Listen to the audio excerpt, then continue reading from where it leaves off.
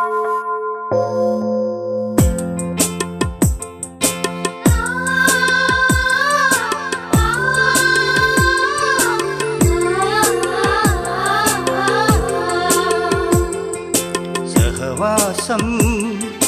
సహవాసం సహవాసం సహవాసం సహవాసం సహవాసం తండ్రి అయిన దేవునితో సహవాసం, యేసుక్రీస్తుతో అన్యోన్య సహవాసం, ప్రేమభరిత అమూల్య సహవాసం, కృపాసహిత దివ్యమైన సహవాసం. మన తండ్రి అయిన దేవుని యొక్కయు కుమారుడైన యేసుక్రీస్తు యొక్కయు సహవాసమునకు మిమ్మును పిలిచిన దేవుడు నమ్మదగినవాడు. అట్టి సహవాసం మనకు కలుగవలెనని, కలిగిన సహవాసం మరింతగా బలపడవలెనని పరిశుద్ధాత్మ ప్రేరణతో ట్రినిటీ క్రిస్టియన్ ఫెలోషిప్ వారు సహవాసమును ఆధ్యాత్మిక కార్యక్రమమును మీకు అందించుచున్నారు. ఇప్పుడు రెవరెండ్ వై శిశిర్ కుమార్ గారు వాక్య సందేశం అందించక మునుపు ఒక చక్కటి క్రైస్తవ భక్తి గీతం మీకోసం.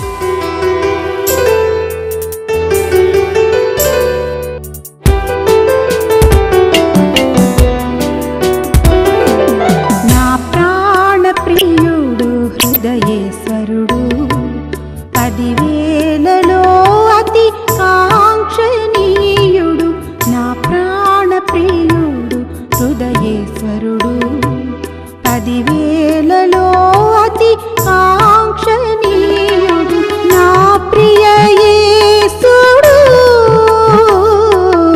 నా ప్రియ యేసుడు, నా ప్రియ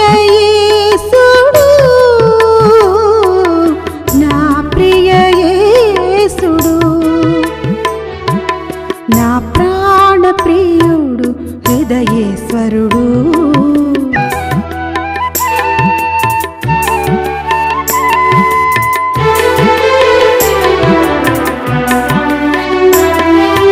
నా దోషములకై నలుగగొట్టబడినాడు, నా కొరకై శ్రమలను అనుభవించినాడు.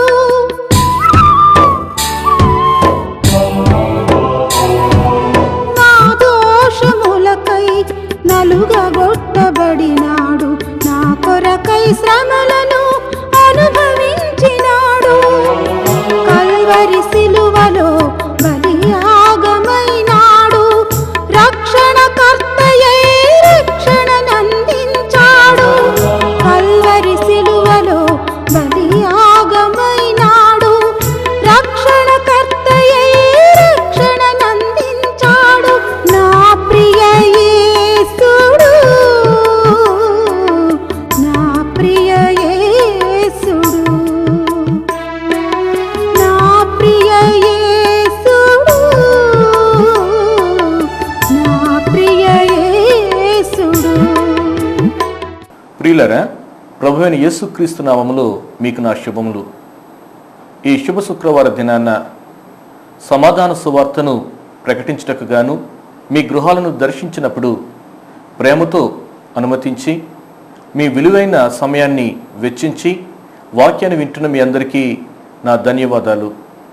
ఈ శుభ శుక్రవార దినాన్ని గురించి కనుక ఆలోచన చేస్తే, యేసు ఈ భూమి మీద సంచరించిన దినాలలో అప్పటి ప్రధాన యాజకుడైన కయప చెప్పిన ఒక మాటను మీ దృష్టికి తీసుకువస్తాను. ఒక మనుషుడు ప్రజలందరి కొరకు చనిపోవుట ప్రయోజనకరము. ఆ మనుషుడే యేసుక్రీస్తు. మనము గనక మానవ చరిత్రను చూస్తే, మానవుల అందరి కొరకు ఈ కార్యం చేసే ఒక రక్షకుడు మనకు అవసరమై ఉంటున్నాడు.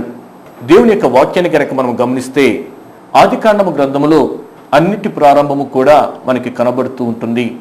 ఈ ఆదికాండము గ్రంథములో ఉంటున్న ఆ సృష్టి ఆరంభాన్ని మీ దృష్టికి నేను తీసుకుని వస్తాను. ఆదియందు దేవుడు భూమి ఆకాశములను సృజించారు. తన మహత్తు గల మాట చేత సమస్తమును ఉనికిలోనికి తీసుకువచ్చిన వాడు మన దేవుడు. ఆయన మాట పలుకగానే కలుగు గాక అనగానే సమస్తము కూడా ఉనికిలోనికి వచ్చాయి. అయితే మానవుని కలుగు గాక అని మాటతో చేయలేదు. అసలు మానవుని పట్ల గనక దేవునికున్న ప్రేమ శ్రద్ధను గనక గమనిస్తే, మానవుని చేసిన తర్వాత సృష్టిని చేయలేదు, కానీ అతడికి కావలసిన సమస్తమును సృజించిన తర్వాతనే మానవుని చేశారు. రెండవదిగా ఆలోచన చేస్తే దేవుడు మానవుని నేల మట్టి నుండి తీసి తన స్వరూపమందు తన పోలిక చెప్పున చేసి అతని నాసిక రంధ్రాలలో జీవవాయువును వదగా అతడు జీవాత్మాయనని లేఖన భాగం తెలియచేస్తుంది. ఆదిపితుడైన ఆదామును గనక ఆలోచన చేస్తే ఆదామును చేసినప్పుడు అతనిని ఒక సామాన్య వ్యక్తిగా చేయలేదు, ఏలుబడి చేసేవానిగా, ఒక ఏలికగా చేశారు. సమస్తమును అతనికి లోబడి ఉండేటట్టుగా దేవుడు మానవుని చేశాడు. అయితే దేవుడు సమస్తమును సృజించిన తర్వాత ఆదిపితుడైన ఆదాముకు సాటి అయిన సహాయముగా అవ్వమ్మను కలుగ చేశాడు. అవ్వమ్మను సృజించిన తర్వాత వారిని ఏదేను వనములో వారిని ఉంచి అక్కడ ఉంటున్న ప్రతి చెట్ల ఫలములను వారు తినుటకు అనుమతినిచ్చాడు. కానీ ఆ చెట్ల మధ్యలో ఉంటున్న మంచి చెడ్డల తెలివినిచ్చు వృక్షముల ఫలములను తినరాదని చెప్పి ఆజ్ఞాపించారు. అయితే అపవాది మోసము చేసిన కారణము చేత ఆదిపితులైన ఆదాములు దేవుని యొక్క మాటకు అవిధేయతను చూపించి దేవుడు ఏ చెట్ల పండ్లనైతే తినవద్దన్నాడు ఆ మంచి చెడ్డల తెలివినిచ్చు ఆ ఫలములను భుజించుట కారణం చేత అవిధేయత చూపించారు. దేవుని యొక్క వాక్యం ఏమి తెలియచేస్తుందంటే ఆజ్ఞాతిక్రమమే పాపము. ఏలుబడి చేయవలసిన ఆదాము ఈ రోజున దాసునిగా మారిపోయాడు, దాస్యత్వంలోనికి వెళ్ళిపోయాడు. మానవుని యొక్క చరిత్రలో కొన్ని మాటలు క్రొత్తగా వచ్చి చేరినవి. అవి ఏమిటంటే, ఒకటి, మానవుని యొక్క జీవితంలో ఆశీర్వాదంకు బదులు శాపం వచ్చింది, వేదన వచ్చింది, చెమట వచ్చింది, మరణము వచ్చింది, ముండ్ల పొదలు గచ్చ పొదలు వచ్చాయి. ఇవన్నీ కూడా మానవుని యొక్క పాప ఫలితము. ఒకని అవిధేయత వలన మనుషులందరూ పాపులయ్యారు. రోమిలకు రాసిన పత్రిక 5వ అధ్యాయం 19వ వచనం తెలియజేస్తుంది. అయితే ఒకని విధేయత వలన మనుషులు నీతిమంతులుగా తీర్చబడుతున్నారు. ఎవరితను, ఎందుకు, ఎవరు విధేయత చూపించారు? ఈ విషయాలు గనక మనం ఆలోచన చేస్తే 2000 సంవత్సరాలకి వెనుకకు మనం వెళ్ళి చూడాలి. ఆ మనుషుడు ఎవరంటే యేసుక్రీస్తు. ఫిలిప్పీలకు రాసిన పత్రికలో 2వ అధ్యాయంలో మనం చూస్తూ ఉంటున్నాము. ఆయన మనుషుని పోలికగా పుట్టి దాసుని యొక్క స్వరూపము ధరించుకుని తను తాను రిక్తునిగా చేసుకుని ఆకారమందు మానవునిగా కనబడి మరణము పొందునంతగా, సిలువ మరణము పొందునంతగా విధేయత చూపించిన వాడిగా కనబడుతున్నాడు. ఒకని అవిధేయత మానవ చరిత్రకు పాపమును శాపమును తీసుకుని వస్తే, ఒకని విధేయత మానవుని యొక్క జీవితంలో అనేకమైన ప్రయోజనాలను తీసుకుని వచ్చినది. ఈరోజు నా అంశం ఏమిటంటే, యేసు పవలించిన పశువుల తొట్టి కాదు, లేకుంటే యేసు బోధనలకు వేదికగా చేసుకున్న ధోని కూడా కాదు, కానీ సర్వమానవాళి కొరకు మరణించిన యేసు యొక్క సిలువ. ఈ యేసు యొక్క సిలువ మానవుని యొక్క జీవితంలో 3 ప్రయోజనకరమైన వాటిని తీసుకుని వచ్చినవని మీ దృష్టికి తీసుకుని వస్తూ ఉన్నాను. ఏదెను తోటలో ఆదాము ద్వారా ఏదైతే పోగొట్టుకున్నాడో మానవుడు, క్రీస్తు చూపిన విధేయత ద్వారా, క్రీస్తు చేసిన రక్షణ కార్యం ద్వారా పోగొట్టుకున్న ప్రతిదీ కూడా తిరిగి సమకూర్చబడ్డది. ఆదాము పాపం చేసిన తర్వాత దేవుని యొక్క సన్నిధి నుండి అతను బయటికి వెళ్ళగొట్టబడ్డాడు. పాపము చేసిన కారణము చేత ఏలుబడి చేయవలసిన ఇతను దాసునిగా మారిపోయాడు. ఈ దాస్యత్వం నుంచి విడుదల పొందటానికి ఒక విమోచకుడు అవసరమై ఉంటున్నాడు. రెండవది, దేవుని యొక్క సన్నిధానం నుంచి బయటకు వెళ్ళగొట్టబడ్డాడు ఆదాము. తిరిగి దేవునితో సమాధానపరిచి తండ్రితో ఏకం చేటు కొరకు సమాధానకర్త ఒకరు కావలసి వచ్చింది. ఎల్లకాలము జీవించవలసిన ఆదాము యొక్క జీవితంలో పాపం వలన వచ్చు జీతము మరణము కాబట్టి మన్నైనది తిరిగి మన్నైపోవుననే మాట ఆదాము యొక్క జీవితానికి వర్తిస్తుంది. అయితే మరలా జీవమును అనుగ్రహించు ఒక జీవాధిపతి కావలసి వచ్చింది. ఈ రోజున నేను సిలువలో మనకు అనుగ్రహింపబడిన ప్రయోజనాలను 3 మీ దృష్టికి తీసుకురావాలని ఆశపడుతున్నాను. మొదటిది, విమోచనను గురించి మనము ఆలోచన చేద్దాం. రోమిలకు రాసిన పత్రిక 6వ అధ్యాయం 14వ వచనం ప్రకారము మానవుని మీద పాపము ప్రభుత్వం చేస్తూ ఉంది. రోమిలకు రాసిన పత్రిక 6వ అధ్యాయం 12వ వచనం ప్రకారము పాపము ఏలుబడి చేస్తూ ఉంది. అంటే మానవుడు పాపము యొక్క దాస్యత్వంలోనికి వెళ్ళిపోయాడు. ఇలాంటివి పాప దాస్యత్వంలో ఉంటున్న మానవుని విమోచించుట కొరకు ఒక విమోచకుడు కావాలి. అమెరికా చరిత్రలో గనక మనము ఆలోచన చేస్తే, అబ్రహాం లింకన్ అనే అధ్యక్షుడు అమెరికా దేశంలో ఉండేవారు. ఆయన పరిపాలన కాలంలో జాతి వివక్షత ఎక్కువగా ఉండేది. తెల్లవారు నల్లవారిని కనీసం సామాన్య మానవులుగా చూచేవారు కాదు. వారిని పశువుల కంటే హీనముగా చూసేవారు. సంతలలో వారిని అమ్ముకుంటూ ఉండేవారు. అలాంటి సమయంలో జాతి వివక్షతకు వ్యతిరేకంగా అబ్రహాం లింకన్ ఒక గొప్ప కార్యం చేశాడు. అది తెల్లవారికి ఇష్టం కాలేదు. కొందరు దురంతకులు ఏం చేశారంటే అబ్రహాం లింకన్ను కాల్చి చంపారు. ఆయన చనిపోయిన తర్వాత ఆయన శవపేటికను చాలా జనసందోహముతో తీసుకుని వెళ్తూ ఉన్నారు. అలాంటి సందర్భంలో వెనుక ముందు అంతా కూడా జనసమూహమే. ఒక నల్ల తల్లి ఏం చేసిందంటే తన చిన్న బిడ్డను ఎత్తుకుని, ఆ చిన్న బిడ్డకు కనబడట్లేదు కాబట్టి పైకెత్తి ఆ శవపేటికను చూపిస్తూ ఉంది. ఇంతలో చిన్నపిల్లవానికి ఏమి అడగాలో అర్థం కాక, ఏమి చేయాలో అర్థం కాక, అమ్మా మనకి ఇతను ఏమవుతారు, ఎందుకొరకు నేను చూడాలి, ఎందుకొరకు చనిపోయాడు అని అడిగారు. ఆ తల్లేమందో తెలుసా, నీవు బ్రతుకుట కొరకు ఆయన చనిపోయాడని చెప్పింది. మనమందరము విమోచింపబట్టు కొరకు ఆయన చనిపోయాడు. నిజమే, మానవ చరిత్రలో కొన్ని ప్రాంతాల కొరకు, కొన్ని తెగల కొరకు, కొన్ని దేశాల కొరకు గొప్ప కార్యాలు చేసిన వారు ఉండవచ్చుగాక. అయితే సర్వమానవాళి యొక్క విమోచన కొరకు ఒక వ్యక్తి చనిపోయాడు. ఆయన ఎవరంటే యేసుక్రీస్తు. పాపదాస్యత్వంలో మానవుడు మ్రక్కిపోతూ ఉన్న సందర్భంలో ఆయన విమోచకుడిగా ఈ లోకానికి వచ్చాడు. ప్రియుల, మన జీవితాలు ఆలోచించేద్దాం. మన జీవితాల్లో ఇంకా పాపపు దాస్యత్వం క్రింద ఉంటే ఈ రోజున యేసు యొద్దకు నీవు రావాలని మనవి చేస్తూ ఉంటున్నాను. హెబ్రీలకు రాసిన పత్రిక 2వ అధ్యాయము 15వ వచనము ఈ రీతిగా తెలియచేస్తుంది.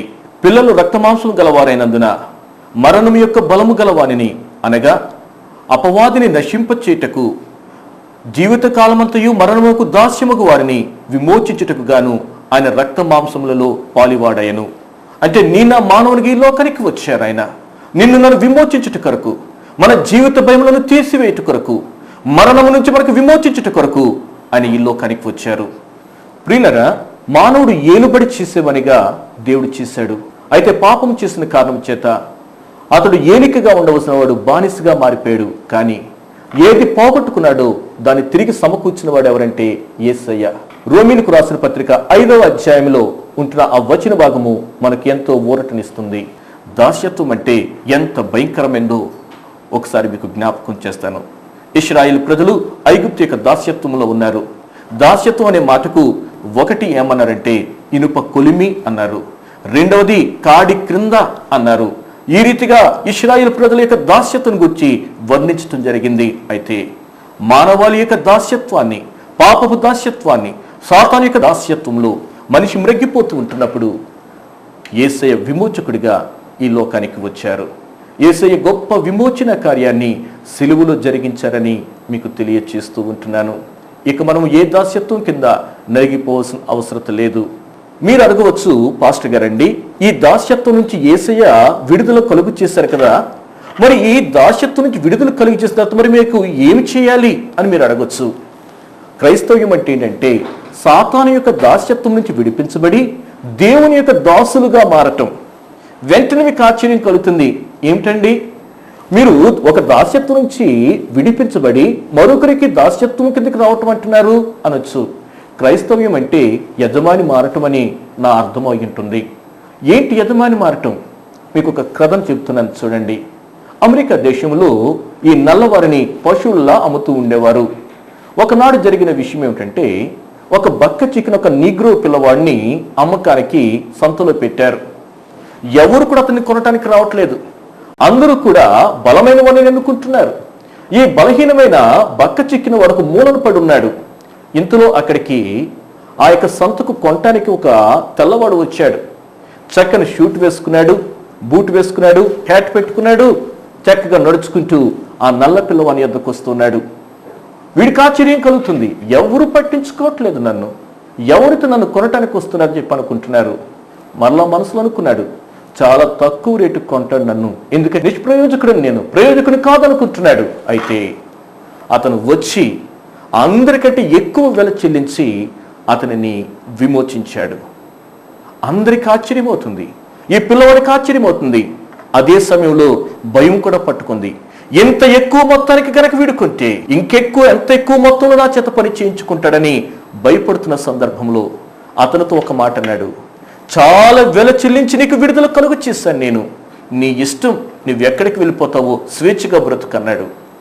వెంటనే నల్లవాడి చేసిన పని ఏమిటో తెలుసా? ఆ తెల్లవాని యొక్క పాదాల మీద పడి, అయ్యా, ఇంత ప్రేమ మీరు నా పట్ల చూపిస్తే నేను ఎక్కడికి వెళ్తానని చెప్పండి. నా జీవితాంతము కూడా మీకు దాస్యత్వము చేస్తూనే ఉంటాను. ఎందుకంటే ఇంతవరకు ఒక చెడ్డ యజమాని కింద నేను బ్రతికాను, కానీ ఒక మంచి యజమాని కిందకి నేను వచ్చాను. ఈ మంచి యజమానిని పోగొట్టుకుంటాం నా జీవితంలో దురదృష్టం అవుతుందన్నారు. ప్రియులరా, యేసయ్య 2000 సంవత్సరాల క్రితము విమోచకుడిగా వచ్చాడు. పాపపు దాస్యత్వంలో ఉంటున్న మనకు విడుదల కలుగు చేయడానికి వచ్చాడు. క్రైస్తవ్యం అంటే యజమాని మార్పు. గతంలో ప్రభువును అంగీకరించక ముందు నేను కూడా పాపపు దాస్యత్వంలో ఉన్నవాడని, ఏ భేదము లేదు, అందరము పాపం చేశాం. అయితే ప్రభును నా స్వరక్షకునిగా అంగీకరించాను. ఇందుకొరకు నేనేమి వెల చెల్లించలేదు. నా యేసయ్య నా కొరకు వెల చెల్లించారు, తన రక్తాన్ని కార్చారు. ఆ కారణం చేతనే నా జీవితంలో విమోచన నాకు కలిగింది. ఈ విమోచన నీకు వద్దా? ఆలోచించే. ఈ విమోచకుడిని ఇంకా నీకు సమీపంగా ఉంటుండగానే ఆయనను అంగీకరించమని మనవి చేస్తూ ఉన్నాను. రెండవ విషయానికి వచ్చేటప్పటికీ సమాధానము. ఆదామవులు పాపము చేసిన కారణం చేత దేవుని యొక్క సన్నిధానాన్ని పోగొట్టుకున్నారు. యెషయా గ్రంథంలో మనము చూస్తూ ఉంటున్నాం. మన పాపములు ఆయనకు మనకు అడ్డుగా వచ్చాయి. మన దోషములు ఆయనను మనకు ఎడముగా ఉంచాయి.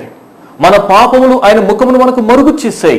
రోమిలకు రాసిన పత్రిక 5వ అధ్యాయం 10వ వచనం చెబుతుంది, మనమింకను శత్రువుమై ఉంటుండగా, మనకు విరోధ భావం ఉంటుండగా, దేవునికి దూరం అయిపోయి ఉంటుండగా ఎవరో ఒకరు మనకు సమాధానం కలుగు చేయటానికి అవసరమై ఉన్నది. దేవుడొక్కడే, దేవునికి నరులకు మధ్యవర్తి ఒకడే, ఆయన క్రీస్తు యేసు అను నరుడు. మన సమాధానార్థమైన శిక్ష ఆయన మీద పడ్డది. సిలువలో మనం చూస్తూ ఉంటే ఒకటి నిలువు కొయ్య ఉంటుంది, రెండవది అడ్డకు కొయ్య ఉంటుంది. ఈ నిలువు కొయ్య మనకు తెలియచేసేది ఏమిటంటే దేవుని మానవుని కలిపినదే సిలువ. మానవుడు దేవునికి దూరమైపోయి ఉంటున్న సందర్భంలో సమాధానకర్తగా యేసయ్య ఈ లోకానికి వచ్చారు. యేసయ్య యొక్క రాక ఉద్దేశాన్ని ఆ క్రిస్మస్ దినాన్ని మనము ఆలోచించి ఉంటాం. దూతలు పాటలు పాడుతూ ఉన్నాయి. సర్వోన్నతమైన స్థలములలో దేవునికి మహిమయు, ఆయన కిష్టులైన మనుషులకు భూమి మీద సమాధానము అనే మాట మనం చదువుతూ ఉన్నాం. ఎవరైతే ప్రభువును అంగీకరిస్తారో వారు తిరిగి దేవునితో సమాధానపరచబడతారు. అందుకే రోమిలకు రాసిన పత్రిక 5వ అధ్యాయము 1వ వచనంలో మనం చూస్తాము, దేవునితో సమాధానపడుడి. మన ప్రభు సమాధానకర్తగా ఈ లోకానికి వచ్చారు. తండ్రి అయిన దేవునితో మనకు కలిగిన ఎడబాటును మరలా తిరిగి సమకూర్చుటకి ఈ లోకానికి వచ్చారు. నా దేవా, నా దేవా, నా చేయని ఎందుకు విడనాడితివి అని చెప్పి యేసయ్య పలికిన కేక. ఎందుకు యేసయ్యను దేవుడు ఎడబాసెను? తన కుమారుడని యేసయ్యకు చెయ్యి ఎందుకు వదిలారంటే నీ చెయ్యి ఆయన పట్టుకున్నట్టు కొరకు. సమాధానకర్తగా యేసయ్య ఈ లోకానికి వచ్చారు. సిలువ సమాధానమును తెలియచేస్తుంది. మానవునికి దేవునికి మళ్ళీ తిరిగి సమాధానము సమకూర్చినది ఏమిటంటే సిలువ అని చెప్పి మీకు తెలియచేస్తూ ఉంటున్నాను. ప్రియులరా, మానవునికి 3 రకాలైన సమాధానాలు పోగొట్టుకున్నాడండి. ఒకటి ఏమిటంటే దేవునితో సమాధానం పోగొట్టుకున్నాడు. ఆ సమాధానాన్ని తిరిగి సమకూర్చింది సిలువ. రెండవది ఏమిటంటే వ్యక్తిగతమైన సమాధానాన్ని పోగొట్టుకున్నాడు. ప్రియులరా, ప్రభువును ఎరుగక మునుపు ఏ వ్యక్తికి సమాధానం లేదని మీకు తెలియచేస్తున్నాను. కొందరు ధనము సమకూర్చుకుంటే సమాధానం ఉందనుకుంటున్నారు. ఐశ్వర్యవంతులైనప్పుడు, పేరు ప్రఖ్యాతులు కలిగినప్పుడు, ధనవంతులమైనప్పుడు సమాధానం కలుగుతుందని చెప్పి ఆశపడుతున్నారు. అయితే కొన్ని యథార్థ సంఘటనలు మీకు తెలియచేస్తూ ఉన్నాను. ఈ మధ్య కాలంలో పేరు ప్రఖ్యాతులు సంపాదించిన ఒక గొప్ప వైద్యుడు అనేక మంది హృదయాలను, గుండె వ్యాధులు కలిగిన వారిని బాగు చేసిన ఆయన తన గుండెను బాగు చేసుకోలేక వ్యక్తిగత సమాధానం కరువై మేడ యొక్క పై అంతస్తు నుంచి దూకి చనిపోయినట్టుగా మనము పేపర్లో చూచాం. ఇప్పుడు ఆలోచన చేయండి, నీకు వ్యక్తిగతమైన సమాధానం ఉందా? వ్యక్తిగతమైన సమాధానం లేకపోతే యేసు యొద్దకు రమ్మని మీకు తెలియచేస్తూ ఉన్నాను. ఒక ఊరిలో ఒక డాక్టర్ గారు ఉన్నారు, చాలా పెద్ద డాక్టర్ గారు. ఆయన ఏమని బోర్డు పెట్టారంటే అన్ని వ్యాధులకు కూడా ఇక్కడ చికిత్స చేయబడని చెప్పి బోర్డు పెట్టారు. అనేక మంది వస్తూ ఉన్నారు. ఒకానొక దినాన్ని ఒక క్రొత్త వ్యక్తి వచ్చాడు. ఆ ఊరు వాళ్ళకి కనబడట్లేదు. వచ్చిన వెంటనే డాక్టర్ గారు అడిగారు, ఏమిటి నీ వ్యాధి? అతను అన్నాడు కదా, అయ్యా, నాకు సంతోషం లేదండి, నా జీవితంలో సమాధానం లేదండి అని చెప్పారు. వెంటనే డాక్టర్ గారు ఏమి చెప్పాలో అర్థం కాక చాలా విషయాలు అడిగి ఒక మాట అన్నారు, నీవు ధనాన్ని సంపాదించుకో, నీకు సమాధానం ఉంటుందని చెప్పారు. వెంటనే అతను చెప్పాడు, అయ్యా నాకు విస్తారమైన ధనం ఉందని చెప్పారు. ఏది చెప్పినప్పుడు అది నాకు ఉంది అని చెప్తున్నాడు. ఇంక ఏమి చెప్పాలో అర్థం కాక ఒక మాట చెప్పాడు, బాబు ఈ ఊర్లో ఒక సర్కస్ జరుగుతుంది, అందులో ఒక బఫూను ఉన్నాడు, హాస్యగాడు ఉన్నాడు, వాడిని చూస్తేనే మనకి సంతోషం కలుగుతుంది. హాస్యగాడి దగ్గరికి వెళ్తే నీకు చక్కగా సంతోషము సమాధానం కలుగుతుందని చెప్పటం జరిగింది. అయితే ఇప్పుడు వచ్చిన వ్యక్తి ఏడవటం మొదలు పెట్టాడు. ఏంటి ఈ మాట, మంచి మాటలైనా చెబితే ఎందుకు ఇతను ఏడుస్తున్నాడా అని చెప్పి అతనికి ఆశ్చర్యం కలిగింది. వెంటనే అడిగాడు కదా, ఏం బాబు ఎందుకు ఏడుస్తున్నావని.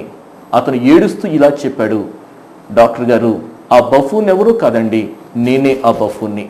నన్ను చూచి అందరూ నవ్వుతున్నారు, కానీ నా జీవితంలో మాత్రం నాకు సమాధానం లేదు. చాలా మంది నేను చూస్తూ ఉంటానండి, వారు ఇతరులు సమాధానంగా ఉన్నారు అనుకుంటారు, నా ఒక్కడికే బాధ అనుకుంటున్నారు. అలా ప్రతి ఒక్కరు అనుకుంటున్నారు. యేసు లేకపోతే నీ జీవితంలో వ్యక్తిగతమైన సమాధానం లేదు. సిలువ యొద్దకు రమ్మని నీకు ఆహ్వానిస్తున్నాను. మూడవ సమాధానం ఏమిటంటే ఇతరులతో మనకి సమాధానము. ఎఫెసీయులకు రాసిన పత్రిక 2వ అధ్యాయంలో సాతానుడు ఏమి చేశాడంటే వ్యక్తుల మధ్య అడ్డుగోడలు కట్టివేశాడు. యూదులని, యూదేతరులని, నల్లవారని, తెల్లవారని, కులాలు, మతాలు, భాషలు, వేరువేరు భేదాలతో అడ్డుగోడలు కట్టివేశాడు. అయితే సిలువ ఏం చేస్తుందంటే మన మధ్య ఉన్న ప్రతి అడ్డుగోడలు పడవేసి మనల్ని అందరినీ ఏకము చేసింది. ఆ సిలువలో ఉంటున్న అడ్డుకయ్య మనకు తెలియచేసింది ఏమిటంటే తూర్పు పడమరలను ఏకము చేసింది. మనుషులందరినీ ఒకటి చేసింది ఏమిటంటే సిలువ. 2 విషయాలు మనం నేర్చుకున్నాం. 3వ విషయానికి వస్తే జీవము అని చెప్పాను. పాపము చేసిన కారణం చేత వారు మరణాన్ని కొని తెచ్చుకున్నారు. పాపము వలన వచ్చు జీతము మరణము అని లేఖన భాగం తెలియచేస్తుంది. అయితే యేసయ్య 2000 సంవత్సరాల క్రితం ఈ లోకానికి వచ్చి ఆయన చనిపోయిన కారణం చేత నీకు నాకు జీవము అనుగ్రహించబడ్డది. వాస్తవానికి ఆదామవ్వలు నిత్యము జీవించలాగిన వారు చేయబడ్డారు, కానీ పాపము చేసిన కారణం చేత మరణము సంప్రాప్తమాయను లేఖన భాగం మనకు తెలియచేస్తుంది. పాపముల చేతను అపరాధముల చేతను చచ్చిన స్థితిలో మనం ఉంటున్నప్పుడు యేసయ్య ఈ లోకానికి వచ్చి నీ కొరకు నా కొరకు మరణించారు. ఒక కథ మీతో చెప్పాలనుకుంటూ ఉన్నాను. ఒక కుటుంబం ఒక చక్కని గృహాన్ని నిర్మించుకున్నది. ఏ కారణం చేతను సరిగా ముగించుకోలేకపోయింది. ఆ డాబా మీద చుట్టూరు ఒక పిట్ట గోడ, చిన్ని గోడ ఒకటి కట్టుకోలేకపోయారు. ఆ గృహ యజమానుడు ఒక చక్కని పెయింటర్, చాలా చక్కగా బొమ్మలు చిత్రీకరించగాడు. అతను ఏం చేశాడంటే తనకు కావాల్సిన సామాగ్రి అంతటిని పైకి తీసుకువెళ్ళి యేసు యొక్క చిత్రపటాన్ని గీశాడు. చాలా అందంగా గీశాడు. యేసును గూర్చి మనం చూస్తూ ఉంటే ఏ చిత్రపటము ఇంత చక్కగా లేదు అన్నట్టుగా గీశాడు. ఈ చిత్రకారులకు ఉండే ఒక లక్షణం ఏమిటంటే తన స్నేహితులను తీసుకొచ్చి ఎలాగుంది, ఈ వైపుకి వచ్చి చూడు, ఆ వైపుకి వచ్చి చూడు అని చెప్పటము వారికి అలవాటు. తన స్నేహితులను తీసుకువచ్చి ఆ చిత్రపటాన్ని చూపించి ఎలా ఉందన్నాడు. చాలా బాగుందన్నాడు. వెంటనే చిత్రకారుడు 4 అడుగులు వెనక్కేసి ఇక్కడికి వచ్చి చూడు ఇంకా బాగుంటుంది అన్నాడు. అటు వచ్చి చూడు ఇంకా బాగుంటుంది చెప్పి ఇలాగ చెబుతూ గోడ అంచు వరకు వెళ్ళిపోయాడు. పిలిచిన ఆ మాట వినే స్థితిలో అతను లేడు. అయితే ఆ స్నేహితుడు నీవు గోడ అంచుకి వెళ్ళావు జాగ్రత్త అని చెప్పినా కూడా రాడు అన్న ఉద్దేశంతో అతను చేసిన పని ఏమిటంటే అక్కడే మిగిలి ఉన్న ఎర్రని రంగు తీసుకుని ఆ చిత్రపటం మీదకి విసిరేశాడు. ఆ యొక్క మొత్తము ఆ చిత్రమంతా కూడా రక్తపు ముద్దగా మారిపోయింది. వెంటనే చిత్రకారుడికి చాలా కోపం వచ్చింది. నేను ఎంత కష్టపడి యేసు యొక్క చిత్రపటాన్ని గీస్తే నువ్వు ఒక రక్తపు ముద్దగా మార్చివేశావు అని చెప్పి పరుగున ఆ పటం దగ్గరికి వచ్చాడు. ఏంటి నువ్వు చేసింది? ఎందుకు ఈ చిత్రం నువ్వు పాడు చేసావు? ఎంత అందంగా ఎంత కష్టపడి నేను చేస్తే ఎందుకు నువ్వు ఇలా చేస్తావు అని అడిగితే అతను అన్నాడు కదా, ఆ అందమైన వ్యక్తి రక్తపు ముద్దగా మారకపోతే నీవు రక్తపు మడుగులో ఉండేవాడవు, నువ్వు చనిపోయేవాడవు. నీ కొరకు ఆ వ్యక్తి రక్తపు ముద్దగా మారిపోయాడు. యేసయ్య మరణించడం నీకు జీవాన్ని కలుగు చేస్తుంది. శాపగ్రస్తమైన మరణం నీకు దీవెనకరంగా మారింది. కాబట్టి ఈ రోజున సిలువ వేయబడిన యేసుని నేను ప్రకటిస్తూ ఉంటుండగా ఈ సిలువ యొద్దకు రమ్మని మిమ్మల్ని ప్రేమపూర్వకంగా ఆహ్వానిస్తున్నాను. అట్టి రీతిగా పరిశుద్ధాత్మ దేవుడు మిమ్మల్ని ఆశీర్వదించునుగాక. ఆమేన్. ప్రియులారా, ఇంతవరకు మీరు సిలువ సందేశాన్ని విన్నారు. ఆదాము పోగొట్టుకున్న దానిని తిరిగి సమకూర్చుటకు యేసయ్య ఈ లోకానికి వచ్చారు. ఒకవేళ నీ జీవితంలో వేదనే మిగిలిందా, లేకుంటే రోగమేనా, లేకుంటే వ్యాధి, బాధలు, శ్రమలు, ఇబ్బందులు, ఇరుకులా, నీవు పోగొట్టుకున్న దానిని తిరిగి సమకూర్చుకోవడానికి ఇది మంచి సమయము. ప్రార్థన చేస్తాను. తలలు వంచండి, కండ్లు మూసుకునండి. పరిశుద్ధుడైన మా తండ్రి, నీ పరిశుద్ధ నామాన్ని బట్టి స్తుతులు, స్తోత్రాలు, వందనాలు చెల్లించుకుంటున్నాను నాయన. ఇంతవరకు నీ యొక్క వాక్య సందేశం నాయన నీ బిడ్డలతో పంచుకునటానికి మీరు కృప చూపించారు. 2000 సంవత్సరాల క్రితం నాయన సిలువలో మీరు చేసిన ఆ గొప్ప త్యాగాన్ని బట్టి నాయన మీరు మాకు అనుగ్రహించిన ఆ విలువలను బట్టి, ఆ యొక్క సిలువలను బట్టి నీకు వందనాలు చెల్లించుకుంటున్నాను. ఏదైతే మానవాళి పోగొట్టుకున్నదో, మా ఆది పితరుడైన ఆదాము యొక్క అవిధేయతలో పోగొట్టుకున్నదో నాయన 2000 సంవత్సరాల క్రితం మీరు ఈ లోకానికి వచ్చి తండ్రి అయిన దేవునికి విధేయత చూపించటం ద్వారా పోగొట్టుకుని తిరిగి సమస్తమును సమకూర్చుకున్నటానికి మీరు కృప చూపించారు. ఈ వాక్యం వింటున్న నీ బిడ్డలు నాయన ప్రభా, కుటుంబ జీవితంలో ఏమేమి పోగొట్టుకున్నారు? సమాధానము పోగొట్టుకున్నారేమో, శాంతి పోగొట్టుకున్నారేమో, ఓ నాయన ప్రభా స్వస్థతను పోగొట్టుకున్నారేమో. తిరిగి సమకూర్చండి. నీ బిడ్డలు నిండారులుగా మీరు ఆశీర్వదించండి, దీవించండి. యేసు పరిశుద్ధ నామములో ప్రార్థించి వేడుకుంటున్నాను స్వామి, ఆమేన్. మన తండ్రి అయిన దేవుని యొక్క ప్రేమయు, రక్షకుడు యేసుక్రీస్తు వారి యొక్క కృపయు, పరిశుద్ధాత్మ దేవుని యొక్క అన్యోన్య సహవాసము లోకములోని సకల పరిశుద్ధులకు మరి విశేషముగా ఈ వాక్యమును వినిన ప్రియ బిడ్డలకు సదా తోడైండును గాక. ఆమేన్. మా పరిచర్యలు క్రూసేడ్స్, సెమినార్స్, పబ్లికేషన్స్. పెనుయేల్ బైబిల్ కళాశాల దైవ సేవ కొరకు పిలుపు కలిగిన యవన బిడలకు ఒక చక్కని అవకాశం. దైవ దర్శనంతో అపోస్తలులు వై శరత్ భూషణ్ గారు 1994లో స్థాపించి నిర్వహిస్తున్న సంస్థ. వివరములకు రిజిస్ట్రార్ పెనుయేల్ బైబిల్ కళాశాల, బి సావరం, రాజోలు, తూర్పుగోదావరి జిల్లా, ఆంధ్రప్రదేశ్ 533242. మీ ప్రార్థన అవసరతలకు పత్రిక కొరకు మాకు రాయండి. మా address reverend Y Shishir Kumar, Trinity church, పెద్ద వీధి, జగన్నపేట, తూర్పుగోదావరి జిల్లా, ఆంధ్రప్రదేశ్ 533249. మా ఫోన్ నెంబర్ 0862248448. మా సెల్ నెంబర్ 994961414139.